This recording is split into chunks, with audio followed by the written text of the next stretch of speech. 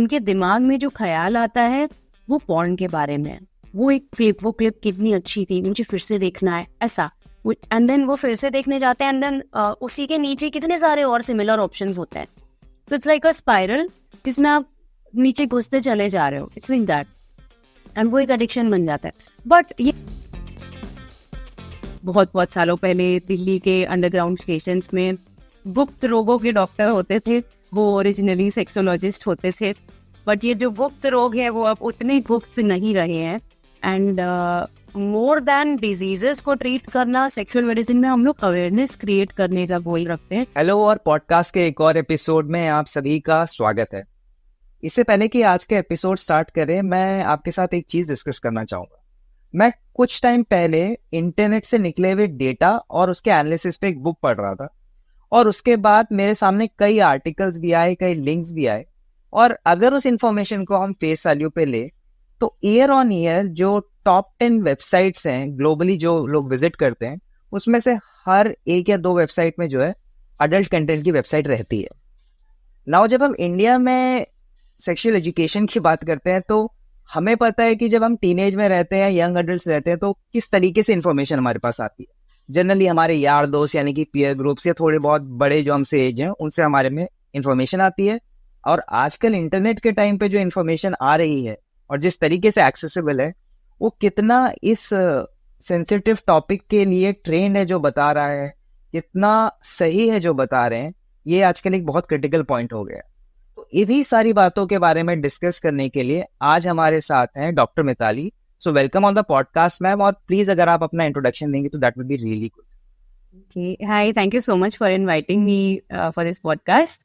Doctor Mitali Shrivastava हैं। I am also known as the Besharam doctor, और that is how I give my intro. हम ऐसे ही अपने आप को इंट्रोड्यूस करते हैं, चाहे कॉन्फ्रेंस और डॉक्टर्स के सामने या चाहे पेशेंट्स हों जो बहुत शाई फील कर रहे हो कि हम कैसे मैडम के साथ डिस्कस कैसे करें। हम यही बोलते हैं, आप चिंता नहीं करो, हम पूरी दुनिया के सबसे बड़े बेशरम डॉक्टर हैं, आप आराम से हमसे बात करो। तो सबसे पहले हमें खुद बहुत ओपन रहना पड़ता है पेशेंट्स के साथ, उनको थोड़ा हंसा देते हैं, थोड़ा कंफर्टेबल करते हैं, एंड पेशेंट्स को सच में कंफर्टेबल लगता है हमसे बात करने में, बहुत आराम से बात कर पाते हैं।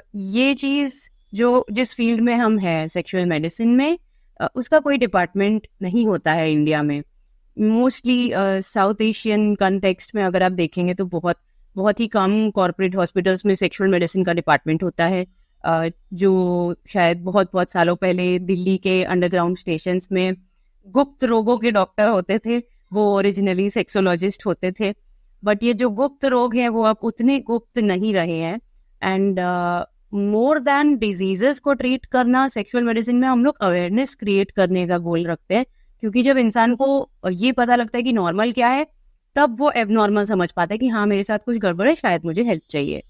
तो हम एक्चुअली MBBS MD बायोकेमिस्ट्री हैं। हम बायोकेमिस्ट्री एक, जैसे आपको पता होगा आपकी रिपोर्ट्स होती है, शुगर की रिपोर्ट होती है, तो वो उस चीज़ का फील्ड है। बट क्लिनिकली हम एक गायनेक हॉस्पिटल से हमेशा जुड़े हुए रहे हैं, हमेशा हमने उधर ही प्रैक्टिस की है। तो उसमें दिखा कि हम गुजरात में, तो यहाँ पे बहुत सारे गायनेकोलॉजिस्ट जो हैं वो मेल्स हैं, लड़के हैं। तो ना डॉक्टर कंफर्टेबल होते हैं सेक्सुअल मेडिसिन डिस्कस करने में, और कोई भी lady obviously already gynaec doctor male है तो उसमें वो अपनी सेक्सुअल लाइफ के बारे में डिस्कस करने में बहुत ही शर्माएगी। स्पेशली अगर वो एक लड़की है, यंग लड़की है, जिसको कुछ अवेयरनेस चाहिए, जिसको कुछ पूछना है, डाउट्स पूछने हैं, तो वो कैसे पूछेगी? वो तो बिल्कुल ही नहीं पूछेगी। तो वो चीज़ हम लोग को देखिए कि एक सेक्सुअल मेडिसिन में जो एक लड़की कुछ बात कर सके, तो लेडीज इतना ओपनली डिस्कस कर पाते हैं। ये सोच के फिर इसमें आगे पढ़ाई की थी, और हमने यूरोप से पढ़ाई की थी, बुडापेस्ट से। एक ESSM करके बॉडी है, European society for sexual medicine. वो FECSM करके डिग्री देती है, वो इंटरनेशनली हाईएस्ट डिग्री है सेक्सुअल मेडिसिन की।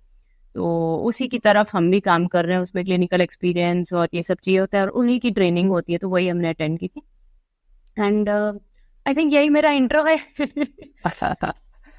काफी कैंडिड इंट्रो है मैम। एंड आपने जैसे बताया कि आप किसी हॉस्पिटल से जनरली एसोसिएटेड रहते हैं, तो if it is okay for you, आपके पास जनरली एज प्रोफाइल क्या रहती है जो लोग आपसे आके मिलते हैं? As a matter of fact, जो लोग पेशेंट्स होते हैं, जो लोग पेशेंट्स की तरह आते हैं, वो लोग मैरिड होते हैं या उनकी शादी होने वाली होती है, एंड वहां से उस एज से 22-23 की एज से लेके इवन 60+ तक लोग, all age group, entire age group.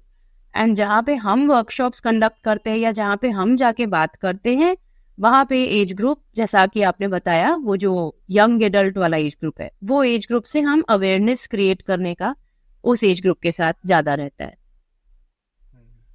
Ma'am, तो जब आप इतने लोगों से मिलते हैं थ्रू योर कंसल्टेशंस या फिर आपकी वर्कशॉप से, तो जो सबसे बड़ी मिथ जो आप शेयर कर सके, जो आपने लोगों से ऑब्वियसली सुनी होगी, जो सबसे बड़ी मिथ लोग लेके आते हैं आपके पास, what would be that ma'am? Number 1 is masturbate करने से इनफर्टिलिटी हो जाती है, which is a very big myth. ऐसा बिल्कुल नहीं है, masturbation is very healthy, and दुनिया के ऐसे कोई भी सेक्सोलॉजिस्ट नहीं होंगे जो बोलेंगे तुम मैस्टरबेट मत करो। सब लोग इनकरेज ही करते हैं, जितने भी डॉक्टर्स हो या सेक्सुअल मेडिसिन एक्सपर्ट्स हो, कोई भी उसको नेगेटिवली नहीं बोलेंगे। It is important, it is healthy, and वो सबसे बड़ा मिथ है कि उससे इनफर्टिलिटी हो जाती है। ओह, यस मैम, क्योंकि इसके बारे में एक्चुअली मैस्टरबेशन की जब हम बात करें, तो अगर मैं एक इंटरनेट को सैंपल रहता हूँ, जो जहाँ मुझे ऐसा लगता है आजकल सबसे बड़ा सोर्स है हर इंफॉर्मेशन का। इनफैक्ट यूट्यूब भी एक तरीके से दुनिया के सबसे बड़े सर्च इंजन में आता है, जैसे कि गूगल है, जहाँ पे हम लोग गाड़ी सही करने से लेके एवरीथिंग अंडर द सन हम लोग सर्च करते हैं। तो इसके कई एंगल्स है जहाँ पे आप इसको वेरियस डायमेंशंस पे देखते हैं। खैर, मैं इस वाले टॉपिक को अभी मैं होल्ड पे रखता हूँ, मैं इस पे बाद में टच करता हूँ। मैं आपसे ये जानना चाहूंगा कि जो मैं आपसे पहले बोल रहा था कि जो टीनेज है, जो यंग अडल्ट्स हैं, जो कॉलेज में जाने वाले बच्चे हैं, या फिर जिन्होंने प्यूबर्टी हिट की है, 11th-12th के बच्चे हैं या यंग अडल्ट्स हैं, इनके पास जो अभी नॉलेज आती है जब आप पहली बार बॉडीली अवेयर होते हो, तो वो जो है वो मेरे हिसाब से बहुत ही इनफॉर्मल रहता है। What do you think about it, और उसका क्या इम्पैक्ट हो सकता है? आजकल के ज़माने में जो इन्फॉर्मेशन इन बच्चों को या इन यंग एडल्ट्स को मिलती है, वो अपने पीयर ग्रुप से मिलती है, और इनका पीयर ग्रुप जो होता है उसमें मोस्टली उनके खुद की एज के बच्चे होते हैं, उनके खुद की एज के यंग एडल्ट्स होते हैं, शायद सीनियर, शायद 1-2 साल जूनियर, ऐसा। एंड उसमें टीचर्स भी होते हैं, उसमें फैमिली डॉक्टर्स भी होते हैं। पीयर ग्रुप मतलब जिनसे वो ज़्यादा एसोसिएट करते हो, but at the same time जो जितना बड़ा हुआ एज में, शायद कोई डॉक्टर, शायद कोई फैमिली फ्रेंड, वही इंसान को वो अप्रोच करेंगे, वो जरूरी नहीं है। और अगर इन्होंने ऐसे इंसान को अप्रोच किया, जैसे कि टीचर हो या डॉक्टर हो या कोई थेरेपिस्ट हो, जरूरी नहीं है उनके पास भी सही इन्फॉर्मेशन हो।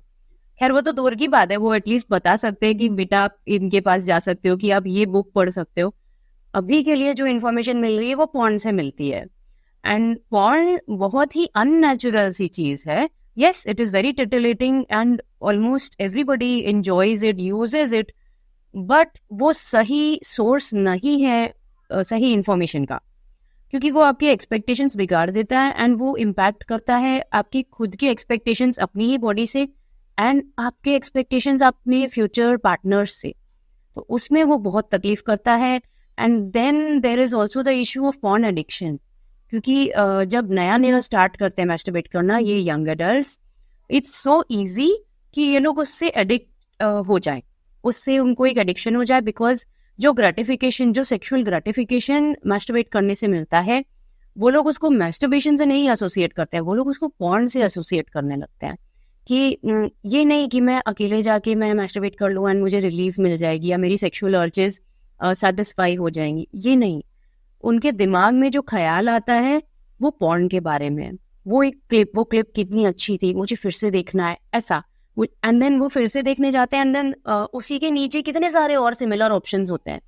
तो इट्स लाइक अ स्पाइरल जिसमें आप नीचे घुसते चले जा रहे हो, इट्स लाइक दैट, एंड वो एक एडिक्शन बन जाता है। बट ये हमेशा नहीं होता है। मैस्टरबेशन हेल्दी चीज है, उसको करने का सही तरीका भी होता है।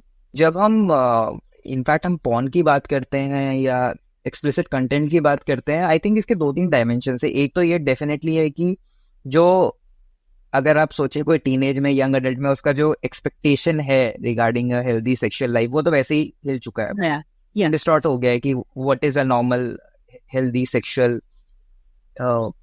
Interaction, maybe I can say a healthy sexual interaction कैसा होता होगा, इट्स वेरी अननेचुरल। दूसरा है आई थिंक एक जो इमोशंस पे इम्पैक्ट होता है उसके, कि you know the certain types जिसके आई डोंट नो, जितना मुझे फील होता है पढ़ के समझ में आता है कि sexual energy is very much connected to आप इमोशनली कैसे हैं, Yes. और इमोशन जो आपके किस तरीके से आप हैंडल कर पाते हैं। Mhm. तो लोगों को कितनी प्रॉब्लम होती है जनरली आपसे शेयर करने में regarding their sexual problems, if I can से, एंड स्पेशली जो एक यंग एडल्ट्स का जो एज ग्रुप है, आई थिंक मैरिड या जो भी लोग आपके पास आते होंगे they would be in a room और समथिंग लाइक काउंसलिंग, बट जब आप वर्कशॉप्स की बात करते हैं वहां पे कितना मुश्किल होता है ये चीजें लोगों को डिस्कस करना? पहली बात तो जैसे ही उन लोगों को पता लगता है कि कोई सेक्सुअल मेडिसिन वाला डॉक्टर आ रहा है तो खुसर खुसर चालू हो जाता है। एंड हम क्वेश्चंस पूछते हैं कि आप हाथ उठाइए, कितने लोगों ने ये किया, कितने लोगों ने वो किया। तो लोग हाथ उठाते नहीं है पहले। As a matter of fact हमारी खुद की जब ट्रेनिंग हुई थी एंड उसमें हमारे जो टीचर्स थे उन्होंने पूछा था कितने लोग मतलब लाइक कोई स्पेसिफिक टाइप की फेटिश में इंटरेस्टेड है। उसमें से पूरे हॉल में हम लोग आई थिंक 50-60 डॉक्टर्स थे, डॉक्टर्स एंड पैरामेडिक्स जो सेक्सुअल मेडिसिन में थे, एंड किसी ने हाथ नहीं उठाया। एंड उन लोग एंड यही सेम क्वेश्चन उन्होंने आखिरी दिन पे पूछा था एंड इतने सारे हाथ उठे थे। तो मतलब वो होता है डिसेंसिटाइजेशन। तो जब हम लोग कोई भी वर्कशॉप होल्ड करते हैं यंग एडल्ट्स के लिए तो बहुत ग्रेजुअली और जेंटली एक डिसेंसिटाइजेशन करना होता है, जिसमें हमें खुद उनको बताना रहता है एंड बिना उसका मजाक बनाए बहुत respectfully at the same time थोड़ा फनी करके, ताकि वो हंसे। बिकॉज जब आप हंसते हो आपके इनहिबिशन थोड़े कम होते हैं and then you kind of catch hold of that moment and उसमें then you start going through like कि अब आप आगे बताइए कैसा है। एंड जैसे जैसे एक जन ओपन होता है वैसे वैसे पूरी ऑडियंस में से काफी लोग खुल के बात कर पाते हैं। बट ये हर ऑडियंस के साथ ऐसा नहीं होता है। It depends on the culture, it depends on the age group, it depends on ये लोग किस एटमॉस्फेयर में हैं। वो बहुत बड़ी चीज है। एंड लोगों के लिए one on one it is much easier to discuss this. In an open group it is difficult. सिर्फ लड़कियां हो एंड हम डिस्कस कर रहे हो फिर भी इजी रहता है। एक ग्रुप जिसमें लड़कियां एंड लड़के दोनों हो उसमें ना लड़के ओपन अप होते हैं ना लड़कियां ओपन अप होती है। It is very difficult. उसमें it's more about creating awareness, क्योंकि आई अंडरस्टैंड कि आगे जाके हम तो वहाँ क्लास से हट जाएंगे, हम तो वर्कशॉप से हट जाएंगे, बट आगे जाके उन बच्चों में वो मेच्योरिटी नहीं होती है कि वो एक दूसरे को ना चिढ़ाए, और वो ये भी मेच्योरिटी नहीं होती ये समझने की कि अगर कोई चिढ़ाए तो उसको मतलब सीरियसली ना लिया जाए। वो बहुत ही सेंसिटिव वल्नरेबल सी एज है। इसलिए हम वर्कशॉप्स होती है ऐसे एज ग्रुप के बच्चों में तो हम खुद ही ध्यान देते हैं कि इन बच्चों को ज़्यादा जवाब ना देना पड़े, ऐसा हम खुद ध्यान देते हैं। तो और जो जस्ट ओनली गर्ल्स होंगी ना तो हमें पता है कि they will be comfortable, only boys होंगे तो वो भी ओपनली बात करते हैं। बट कोएड जैसे हो कि साथ में लड़के लड़कियां बैठे हैं तो यू कांट, क्योंकि मतलब हम कुछ क्वेश्चन उठाएं कोई आंसर करे एंड देन बाद में उसको तकलीफ हो तो वो मेरी गलती होगी, तो वो मेरी रिस्पॉन्सिबिलिटी है। ऑडियंस देख के उसके हिसाब से डील करते हैं आई थिंक। क्या इंडीड मैम, अगर मैं खुद ही सोचूं कि जब अगर मैं उस एज ग्रुप में था या जो ग्रुप होता है टू डिस्कस दिस थिंग, वो बहुत ही एक ही रॉकेट एज जिसे कह सकते हैं कि सब कुछ हाइटेंड ही सेंसेशंस होता है, whether it is your hormones, whether it's your aggression, और वेदर आपका जो नई नई चीजों को देखने का एंगल है। उस बीच में अगर ये कोई इंफॉर्मेशन डिस्क्लोज कर दे तो एक्सप्लोसिव हो सकता है। I mean it could have ramifications जो I mean it could be very dangerous. एक परसेप्शन मुझे ऐसा लगता है कि जो हम लैंग्वेज यूज करते हैं किसी भी चीज को लेके वो बहुत इंपॉर्टेंट होती है। आप कोई भी फिनोमेना को डिस्क्राइब करेंगे तो जो इससे रिलेटेड जो स्लैंग्स हैं obviously that would be there, वो पहले से चले आ रहे हैं, दैट इज देयर। बट इसको जो एड्रेस करने के लिए जो लैंग्वेज यूज होती है उसका कितना इंपॉर्टेंट रोल आप समझते हो कि जिसकी वजह से ये डिस्कस करना मुश्किल हो जाता है? जब हम बात करते हैं मतलब जैसे जब हम एज ए डॉक्टर बोलते हैं तो हम क्लिनिकल वर्ड्स यूज करते हैं, बट हम उनको बता देते हैं। जैसे मैस्टरबेशन है तो हम उनको बताते हैं कि मैस्टरबेशन मतलब हस्तमैथुन, और हम डिस्कस करते हैं कि जैसे आप अपना हाथ यूज करते हो बॉयज में अलग एंड गर्ल्स में कैसे, मतलब लाइक आप अपना हाथ यूज करके अपने जेनिटल्स टच करते हो, आपको अच्छा लगता है या आप दबाते हो किसी चीज से, ऐसी टाइप की चीजें। तो हम क्लिनिकल वर्ड भी यूज करते हैं एंड देन पेशेंट वो पिकअप करता है एंड उनको, और हम जब नॉर्मल कोलोकियल वर्ड्स में उनको बताते हैं कि हम इस चीज की बात कर रहे हैं, तो जब मेरे मुंह से वो शब्द निकल चुका है तो उनको आसान हो जाता है उस चीज के बारे में बात करना, एंड वो लोग भी आराम से हंस में, तो वो आप बता रहे थे ना वो मास्टर ऐसे करके ऐसे बोल देते हैं वो, तो मतलब कम्युनिकेशन हो जाता है। बट वही है कि वो जो वर्ड्स है ना वो हमें ऑफर करने हैं उनको कि आप यूज करो फ्रीली, हम यूज कर रहे हैं, ये सेफ स्पेस है, उनको कन्विंस करना है कि ये सेफ स्पेस है, आप बिल्कुल फ्रीली आपको जो बोलना है बोलो। एंड सब लोग पीनेस या लिंग ऐसे नहीं बोलते हैं, बहुत से लोग डिफरेंट डिफरेंट वर्ड्स यूज करते हैं, जैसे कि आपको पता होगा बहुत सारे स्लैंग्स हैं, एंड हम लोग को वो भी सिखाया जाता है, बहुत सारी लैंग्वेजेस में बहुत सारे स्लैंग्स भी हम लोग को सिखाए जाते हैं ताकि हम लोग मिस ना कर दें, तो वो भी हम लोग को पता होना चाहिए, हम लोग अपडेटेड रखते हैं।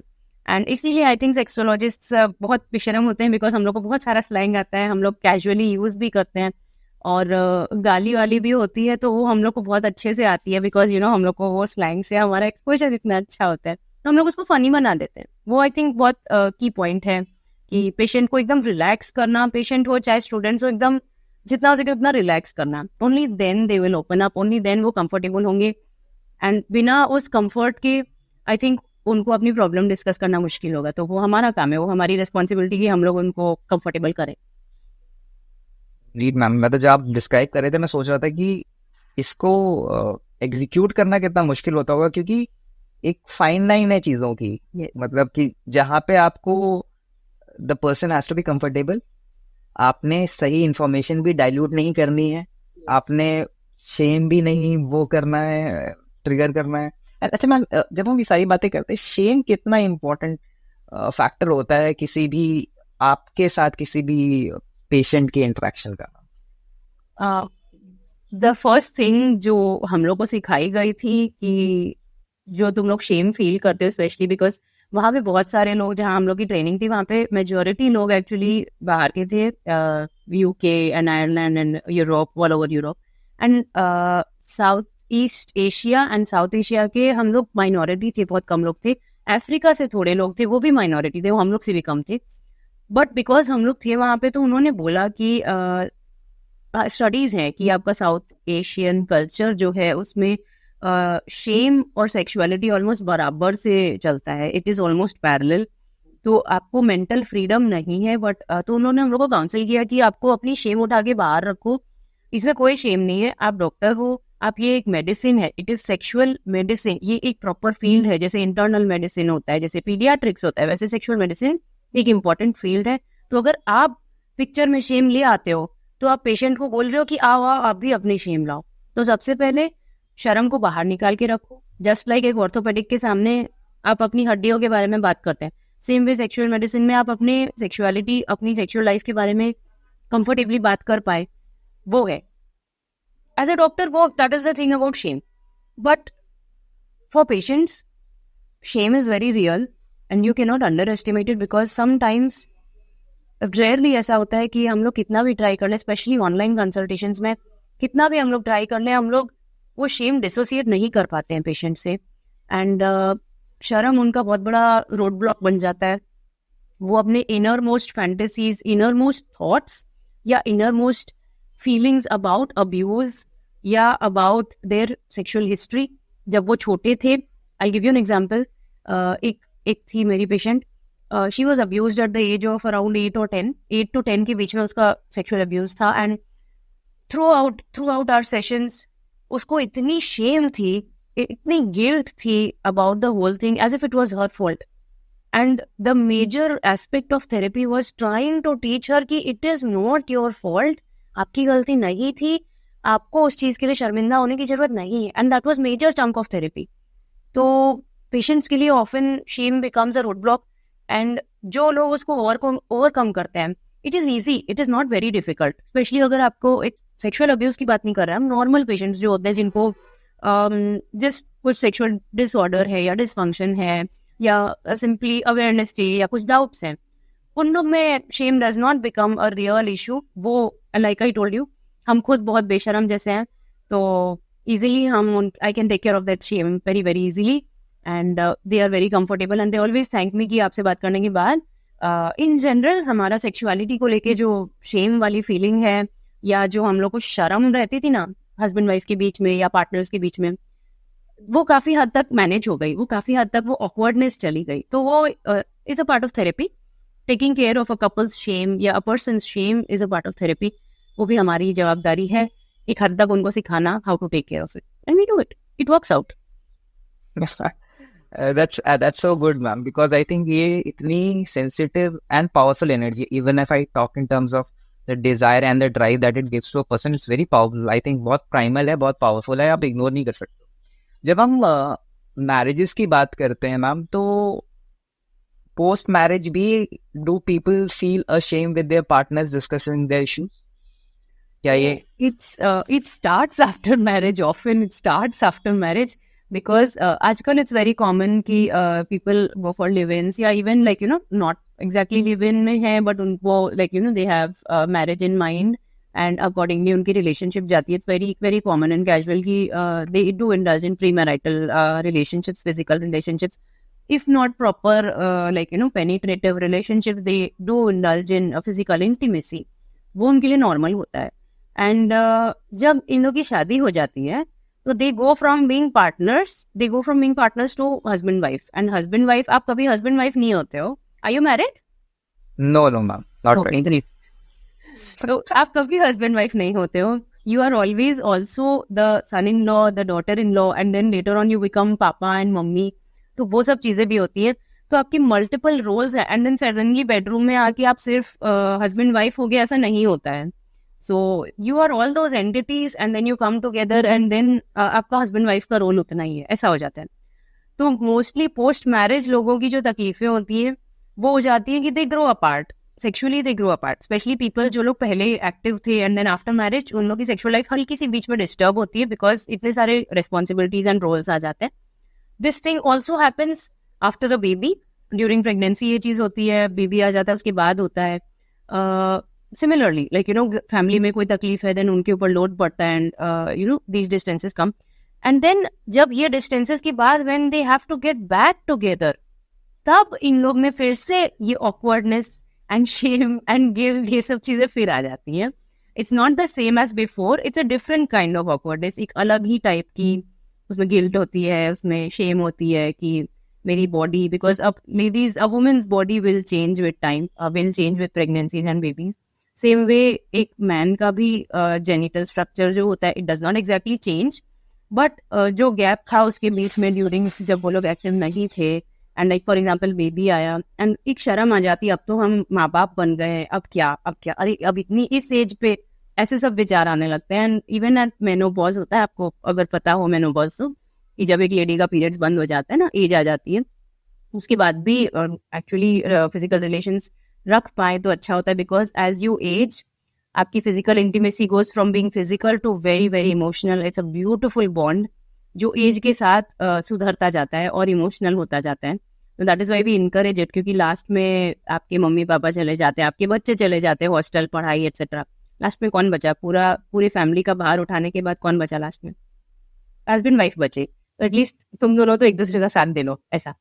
सो we always encourage it and these are the times जब वो ऑकवर्डनेस फिर से जागृत हो जाती है एंड देन ये लोग हमारे पास आते हैं and then we teach them कि यार ऐसे मैनेज करते हैं, वैसे करते हैं, तो हो जाता है.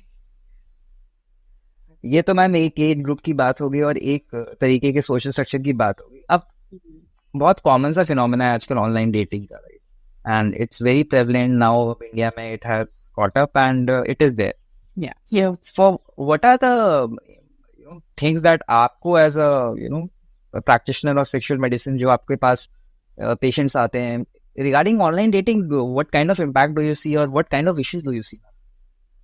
ऑनलाइन डेटिंग में क्या होता है कि the people that go for online dating, उन लोग में सबसे बड़ा रिस्क होता है to get hurt and to get used. ये दो चीज़ें होती हैं बिकॉज ऑनलाइन में फ्रॉड या साइबर क्राइम्स भी बहुत होते हैं.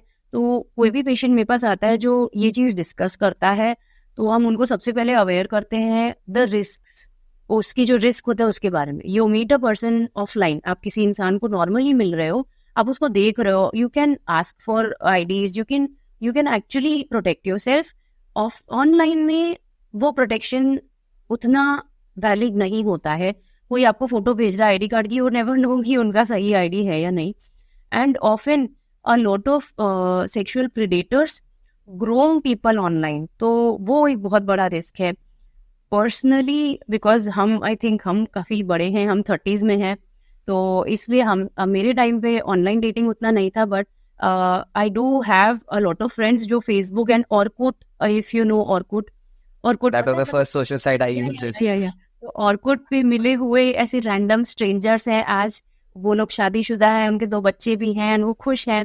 ऐसे बहुत सारे एग्जाम्पल्स हैं मेरे फ्रेंड्स में, बट ये एग्जाम्पल्स कम होते जा रहे हैं, सच में कम होते जा रहा है कि ऑनलाइन डेटिंग में आपको सक्सेस मिल रही है। But online dating often casual dating के लिए भी होती है, and not always to find a life partner. तो वो एक चीज़ है। एंड इम्पैक्ट वाइज देखा जाए तो ऑनलाइन डेटिंग बहुत ही वल्नरेबल सी चीज़ होती है, and you are being vulnerable with someone जिसको आप सही तरीके से जानते नहीं हो, जिसको आपने देखा नहीं है कायदे से। एंड सामने वाला अगर सेक्सुअल प्रेडेटर एंड आपको ग्रूम कर रहा है, तो they are so well, like उनको इतना अच्छे से आता है ग्रूम करना कि वो आपको ऐसे फंसाएंगे एंड आपको पता नहीं लगेगा। And when you find out कि दिस पर्सन इज नॉट, जो इसने बोला था ये वैसा नहीं है, आपको ये पता लगेगा ना, तब तक आप इतना ज़्यादा फंस चुके हो कि उसमें से निकलना मुश्किल हो जाता है। स्पेशली अगर आप ऑनलाइन डेटिंग में न्यूड्स एंड ऑल शेयर कर रहे हो, तो वो तो अलग ही, वो तो लिटरली क्रिमिनल लेवल हो जाता है। अपने आप को प्रोटेक्ट करना सबसे ज़्यादा ज़रूरी है। हमारा कोई राइट नहीं है कहने का कि नहीं आप लोग ऑनलाइन डेटिंग मत करो, ये गलत है। वी कांट से दैट, ऐसा है, इट इज़ नॉट रॉन्ग, वो गलत नहीं है, बट उसका एक तरीका है, अपने आप को प्रोटेक्ट करो, अपने फ्रेंड्स को इन्फॉर्म्ड रखो, एंड बेस्ट पॉसिबल होता है कि सच में वो इंसान को देख के फिर ही आप आगे जाओ। Don't just randomly get involve with online strangers. आपके वो बोलते हैं ना गुजराती में ओरखान, कहीं ना कहीं से अगर आप कुछ पता कर सकते हो उस इंसान के बारे में। अब if you are planning a long term relationship, if you are thinking of marriage, then be very very careful. Casual dating है तो फ्लर्ट एंड ऑल चलता है, प्लीज़ अपनी न्यूड्स मत शेयर करिए। Don't switch on your HD cameras and उसमें nudes video ये सब नहीं शेयर करना चाहिए। It's very unhealthy, it will traumatise you. अगर कुछ गलत हुआ, जिसका बहुत अच्छा चांस होता है, you will be traumatised for life, and then आप पूरी जिंदगी ट्रस्ट इश्यूज एंड ऑल से डील करोगी। And of course there is the added factor of being told कि तुमने ये सब कैसे किया। उसमें again that doesn't shame, and then people will find out and family will find out. ये सब चीज़ों को लेके आपको पता ही होगा, क्राइम पेट्रोल पे भी बहुत सारे एपिसोड्स आए इसके कि लोग सीधा सुसाइड एंड ऑल पे आने लगते हैं, तो नहीं मेरी फैमिली को पता लग जाएगा, और भागने लगते हैं। एंड वो पूरा अलग ही फील्ड है, अलग लेवल का क्रिमिनल सीन है वो। तो या जो ध्यान रखना होता है वो ध्यान रखना पड़ता है, उसका इम्पैक्ट है। It is true, it is real, it is very dangerous, be very careful. Sir a sensitive thing, क्योंकि जैसे आपने कहा to exchange photographs of nudity और समथिंग लाइक दैट, यही पॉइंट है कि जो मैं एज ग्रुप आपको कह रहा था, इसमें if you do that, you don't no कि ये कितना आपके लिए साइकोलॉजिकली, आपकी लाइफ के लिए कितना हैम्परिंग हो सकता है। I mean you don't know the other person and things change, people change, this is like a complete no, I think, अगर आप किसी भी एंगल से देखें।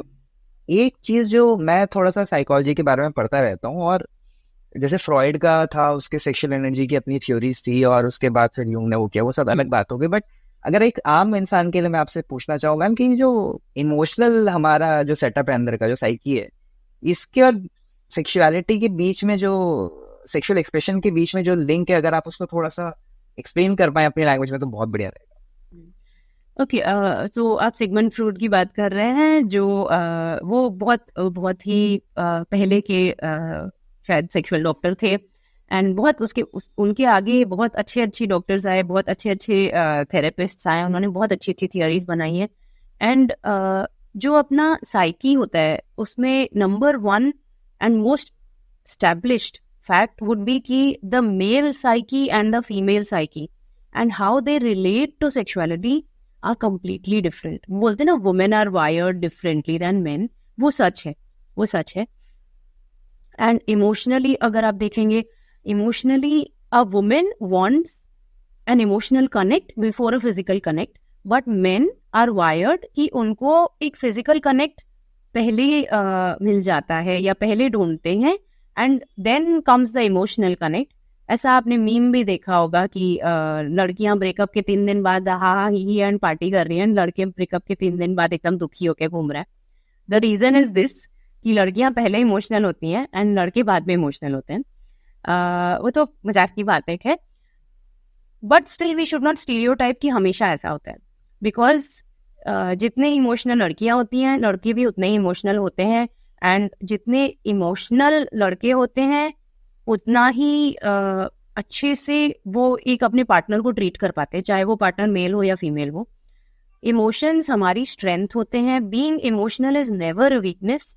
आप अपने इमोशंस एक्सप्रेस कर पा रहे हो, it is also a sign कि आप अपना sexual affection and sexual encounters enrich कर पाओगे. बिकॉज जितना आप इजीली अपने आप को एक्सप्रेस करते हो, इट बिकम्स दैट इजी कि आप अपनी सेक्सुअलिटी एक्सप्रेस कर सको. तो वो एक बहुत अच्छी चीज है. एंड सेक्सुअलिटी मतलब मेडिकली सेक्सुअलिटी वुड मीन आपका preference for a male, preference for a female in a partner, या no preference at all which is asexual. वो सब चीजें भी होती है सेक्सुअलिटी. वो हम sexuality as a term use कर रहे हैं कि एक इंसान का personal sexual awareness. And that is अपने this is like the takeaway for me from this podcast personally अभी तक कि if the more healthier that you are with your emotions, the more healthy in a more healthy way जो आप अपने आप को express कर सकते हो emotionally, it would help you to be healthy and sanitize in your sexual experiences as well. Yes, very It will be healthy. And that was really wonderful, ma'am. अब एक जो आपने बोला जो सबसे कॉमन मिथ वाली बात पे आता है after coming all through these physical and psychological dimensions, जो मैस्टरबेशन को रिगार्डिंग जो एक परसेप्शन है कि you know regarding the frequency there are a lot of opinions on internet, lot of opinions, extreme 0 से लेके एक्सट्रीम यू नो पूरे end spectrum का कि क्या सही है क्या गलत है. how exactly safe it is or what exactly is this phenomena, तो अगर आप थोड़ा सा डिस्क्राइब करें. yeah so the frequency of masturbation की अगर हम लोग बात करें तो it can be as and when you like until it is not obstructing your daily routine. masturbation addiction का definition अगर आप देखेंगे तो वो ये है कि कोई भी addiction आपकी डेली रूटीन, आपके साधारण विचारों के बीच में वो ऑब्स्ट्रक्शन करने लगी, then it is a problem. Then it is something that you have to manage. ऐसा. तो frequency, normal frequency अगर आप देखें तो on an average, based on studies, based on research, it is 3 to 4 times a week for women and around 5 to 7 times a week for men. But ये बहुत ही वेग number है. बहुत सारी स्टडीज है, बहुत अलग अलग नंबर्स देती है based on the area, urban, rural, part of the world, which part of the world the study is coming from, मतलब जहाँ से डेटा लिया गया है. तो वो बहुत फ्लेक्सिबल सी चीज़ है. बहुत सारे लोग होते हैं, I will give you an example. एक कपल था, उनका प्रेगनेंसी थी and the women would masturbate because वो लोग डरते थे कि वो लोग पेनिट्रेशन करेंगे एंड यू नो तकलीफ हो सकती है, कुछ प्रॉब्लम हो सकती है. तो during the safe part, during the second trimester जो बोलते हैं, बीच के जो 3 महीने होते हैं, पहले 3 महीने में हम ही लोग मना करते हैं, उसके आगे it is allowed. And then again delivery के आसपास के टाइम पे थोड़ा ध्यान रखना होता है. तो जो बीच का टाइम होता है उसमें the women would masturbate every day and the husband he would masturbate twice thrice a day and they were okay with it. ऐसा नहीं था कि उनको कोई तकलीफ हो रही थी. बट उस टाइम पे उसकी वाइफ भी बहुत हार्मोनल एंड यू नो वो हार्मोन्स ऐसे होते हैं that a woman can feel very very sexually active. And वो लोग डरते इतना थे तो both of them would just mutually masturbate and enjoy and they were very happy. It is very normal. तो उसी टाइम पे looking at his wife he would feel very happy and उसकी भी सेक्सुअल डिजायर्स और enhance हो गई. And then both of them would masturbate mutually and वो लोग पूछते थे can we do this, is it okay, is it healthy. And I would tell them it's very normal, what you are doing is good. आप अपने तरीके से उसको manage कर रहे हो. अब इन लोगों के लिए आई कैन नॉट से कि आप ज्यादा मैस्टरबेट कर रहे हो, बट यही चीज 2 to 3 times अ डे एक 12th स्टैंडर्ड का लड़का, या I am not talking about boards, I am just saying कि कोई यंग लड़का जो पॉर्न देख देख के मैस्टरबेट करता है, वो अगर दिन में 3 से 4 बार कर रहा है एंड उसका ध्यान बाकी हर चीज से हट रहा है एंड उसका सिर्फ एक ही विचार है जो सबसे कॉमन डोमिनेंट विचार इन हिज ब्रेन इज वो क्लिप मुझे देखनी है, मुझे फिर से वो देखना है. एंड उसके दिमाग में वो जो भी क्लिप जो उसको मोस्ट स्टिमुलेटिंग लगती है उसके दिमाग में वो रिप्ले पे चल रही है. वो क्लिप या उसकी जैसी डिफरेंट डिफरेंट क्लिप्स, तो देन दैट इज डेंजरस, वो गलत है, वो फ्रीक्वेंसी सही नहीं है फॉर यंग एडल्ट्स जो नया नया स्टार्ट करते हैं, वो लोग ज्यादा करते हैं, they even do it once और twice a day, and then वो फ्रीक्वेंसी धीमे धीमे उतर जाती है अपने आप 3 to 4 times अ वीक, या depends on person to person. जब तक वो आपका विचार, जब तक वो आपके डेली रूटीन्स को ऑब्स्ट्रक्ट नहीं कर रहा है, मैस्टरबेशन इज नॉर्मल, वो कुछ नुकसान नहीं करता है।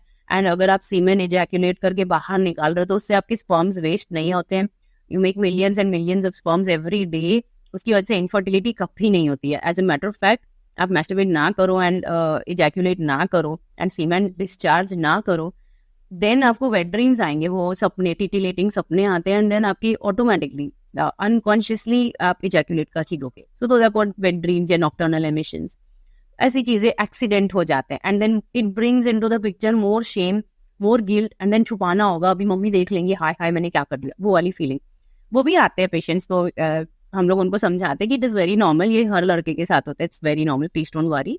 एंड आप मैस्टरबेट करोगे तो ये चीज का इंसिडेंस कम हो जाएगा। ऐसा नहीं है कि आप मैस्टरबेट करोगे आपको टिटिलेटिंग सपने नहीं आएंगे, एंजॉय करो उसको, दैट्स ऑल। बहुत ज्यादा उसको लेके टेंशन लेने की जरूरत नहीं है, and masturbation should not become the focus of your own thoughts, वैसा। No, and then that's like encompasses everything biological and emotional as well. मतलब दोनों चीजें I think they go as they say hand in hand. Ma'am अभी जैसे हमने इन सारी चीजों के बारे में बात करी, एक जो मुझे इसमें एक प्राइमरी चीज कॉमन दिखती है वो है कि काफी सोर्सेज ऑफ इंफॉर्मेशन होते हैं। अब लेट्स से कि अगर किसी को genuinely are there any like websites any source of information where someone like a young adult can go for the right information? Is there something like that? Yes, there are very good websites. अभी exactly उनका link मतलब मेरे पास नहीं है, but हम लोग के साथ शेयर किया गया था कि these are good websites. There are websites for women, there are websites for men also, जहाँ पे सही इंफॉर्मेशन होती है, जहाँ पे ये भी बताते हैं कि अगर आपको ऐसी चीजें हो रही है तो that you might have a problem, and अब आप डॉक्टर को एक बार दिखा दो, या you may need to talk to a therapist, ऐसा टाइप का इन्फॉर्मेशन भी होता है। एंड उसमें जो बेसिक होता है ना कि आपकी एनाटमी, अपनी एनाटमी के बारे में क्या है, कि आप एक मिरर लेके कैसे अपने आप को चेक कर सकते हो, आपको क्या क्या पार्ट्स हैं आपके, एंड अगर आप क्या टच करोगे कि आपको अच्छा लगेगा, एंड कहाँ पे आपको टच नहीं करना चाहिए। एंड जब आप पहली बार किसी पार्टनर के साथ हो, या जब आप किसी पार्टनर के साथ हो, तो उसमें आपको क्या ध्यान रखना चाहिए, ऐसी अच्छी अच्छी websites. And these are not pornographic sites, these are just normal educative sites. I will share the link, हम पूछ के and I will send it to you.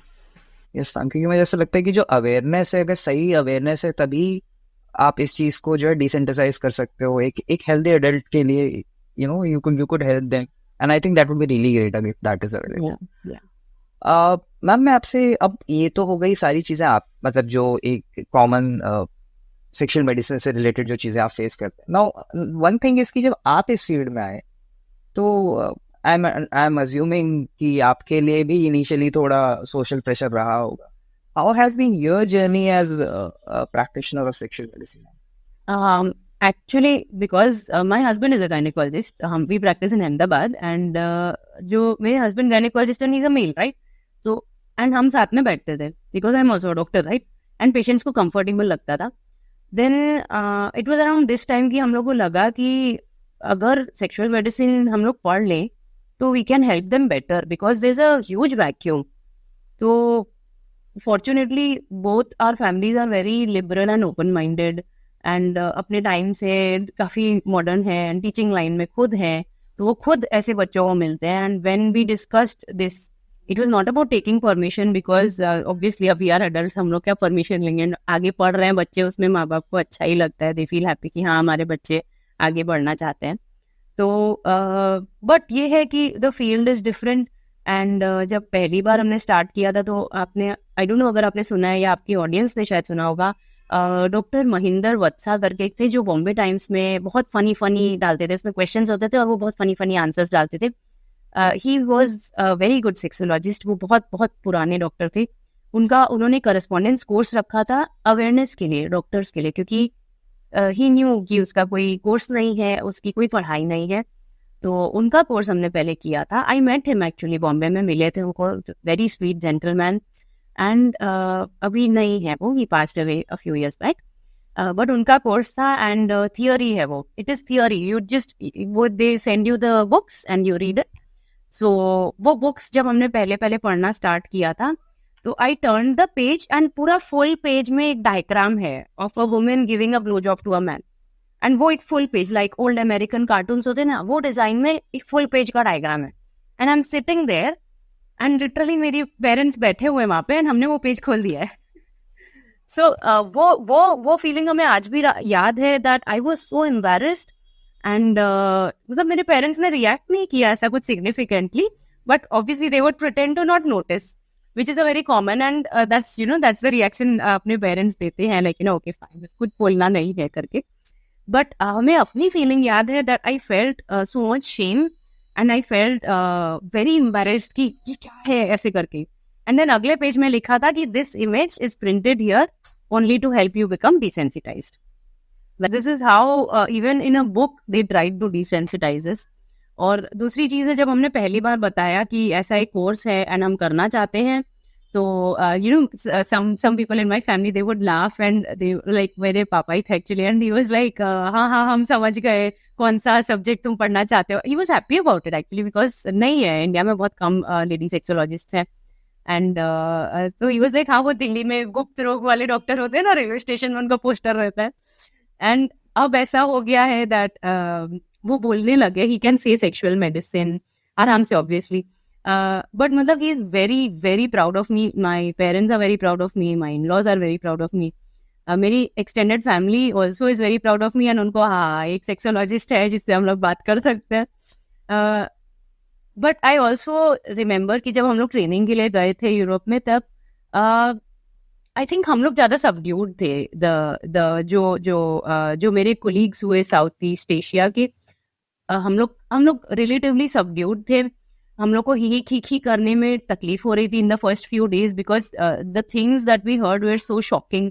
And ये लोग इतना आसानी से एंड इतना ओपनली अपनी खुद की सेक्सुअल लाइफ या उन्होंने जो एक्सपीरियंस किया या उन्होंने जो देखा है, वो ऐसी टर्म्स, द वर्ड्स, जो क्लिनिकल वर्ड्स जैसे ब्रेस्ट हो या पीनस हो, उसके कोलोकियल वर्ड्स, क्लिनिकल वर्ड्स बहुत कैजुअली, हैप्पीली, ओपनली बोल पा रहे थे.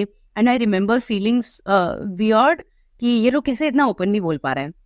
बट आई कैन से कॉन्फिडेंटली जिस तरह से वो बोल पा रहे थे उस दिन, आज हम उतने ही आराम से, उतनी ही बेशर्मी से हम भी बात कर पाते हैं. सो या आई एम टोटली डिसेंसिटाइज्ड एंड मतलब वो मेरा फील्ड है, I am proud of it. I think it is important for at least doctors, teachers to be aware, to be able to talk openly about this, ताकि जो young adults को हम लोग मिलते हैं, जो लोग ने अभी स्टार्ट नहीं की अपनी सेक्सुअल एक्टिविटी, उनको हम लोग सही तरीके से गाइड कर पाए, या अगर हम खुद नहीं कर सकते तो हम लोग एक सही इंसान को रेफर कर पाए. आई थिंक वो जरूरी है. That is a very well thought, ma'am. That's a very noble thought actually, and I know that you are already busy and you still took time to talk to us regarding this very important topic, and all thanks to you, ma'am, कि आप आए और आपने इतने sensitive topic पे इतने rational तरीके से और बेशर्मी से, आई मस्ट से, आपने ये चीज़ें डिस्क्राइब करी. तो thanks a lot for that, ma'am. Thank you so much for having me. ऐसे पॉडकास्ट होते हैं तो उसकी वजह से I am able to reach out to more people, and लोगों को पता लगता है कि हाँ इस चीज़ के भी डॉक्टर होते हैं, एंड उनको पता होता है कि we want to help, we really really want to help. तो अगर किसी को ज़रूरत है तो please find a sex therapist. है इंडिया में बहुत सारे हैं, लेडीज़ में कम हैं बट हैं, तो ढूंढिए, मिलेंगे आपको. एंड अगर आपको ज़रूरत है तो. And thank you so much for having me on this podcast. हमें बहुत मजा आया, एंड या आई एम बेशरम proud of it. Thank you.